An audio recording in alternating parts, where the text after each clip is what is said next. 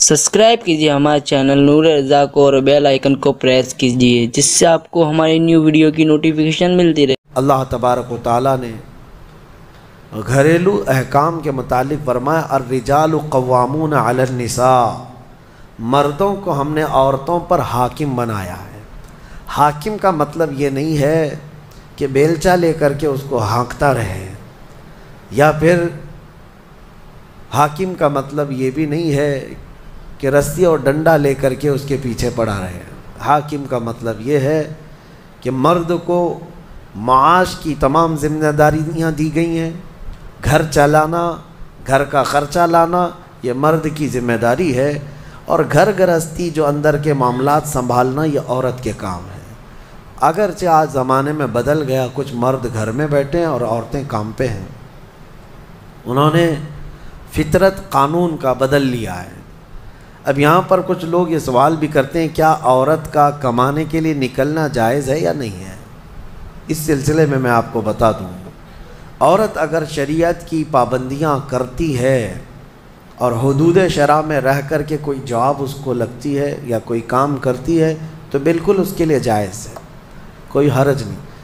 औरत का कमाना इस्लाम में कहीं पर भी ये नहीं कहा गया कि नाजायज़ है, जायज़ है, लेकिन उसके शरीयत के जो तकाज़े हैं अगर वो पूरा कर सकती है तो दोनों को साथ में लेकर के चलना चाहे तो चल सकती है। लेकिन अल्लाह ने जो कुरान में फरमाया मर्दों को औरतों पर हाकिम बनाया गया, मर्दों को औरतों पर हाकिम बनाया गया। और इसी से आपको ये समझ में आ जाना चाहिए कि आपके लिए नानो नफ़का लाना, घर बनाना, घर के अखराजात लाना ये मर्दों पर है। कुछ बेचारे भिखारी लोग हैं जो औरतों के ऊपर इस कदर जालिम बन कर के बैठे होते हैं कि वो सारा ख़र्चा ससुराल से ही चाहते हैं कि औरत का जो मायका है या इसका मर्द का जो ससुराल है वहीं से वो सब कुछ लाना चाहते हैं। और हमारे यहाँ शादियों में भी यही रिवाज बहुत ज़्यादा है। बहुत सारे लोग शादी इसलिए भी करते हैं कि बहुत ज़्यादा जहेज़ लाएगी औरत, बाइक लाएगी, कार लाएगी, इसी लालच में शादी करते हैं।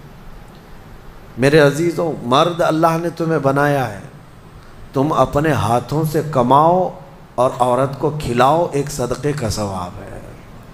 और नहीं कर सकते तो जहेज़ क्यों मांगते हो, मस्जिद के बाहर कटोरी लेके बैठ जाओ। रोज़ आने जाने वाले कुछ ना कुछ डालेंगे, वो और ज़्यादा बन जाएगा। बात सीधी सी है, कुछ लोग ऑफिशियल तरीके से मांगते हैं और कुछ लोग अंदर मेज़ के अंदर से मांगते हैं। दोनों मांगने वाले एक ही हैं, भिखारी हैं।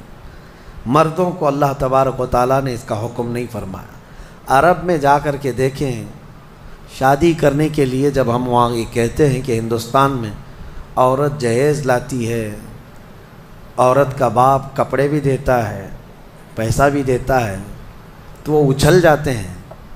क्या ऐसा भी होता है, हमको ले चलो, हमें वहाँ से शादी करवा दो। उसकी वजह यह है कि अरब में आज भी महर बहुत ऊंचा होता है।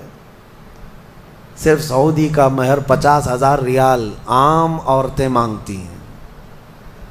आम औरतें 50,000 रियाल की बात कर रहा हूँ, तकरीबन 11-12 लाख रुपए हो जाते हैं। तो नॉर्मल महर जो है ये रखा जाता है। फिर मर्द के ऊपर ये ज़रूरी होता है वो अपने बाप के घर में ना ले जाए शादी करके, ख़ुद का घर हो तो शादी कर। ये सारे वहाँ पर ज़रूरियात रखे गए। बहरहाल हमारे यहाँ अगरचे ये दूसरी कौमों से रिवाज आ गया है, लेकिन आपको बदलने की ज़रूरत है।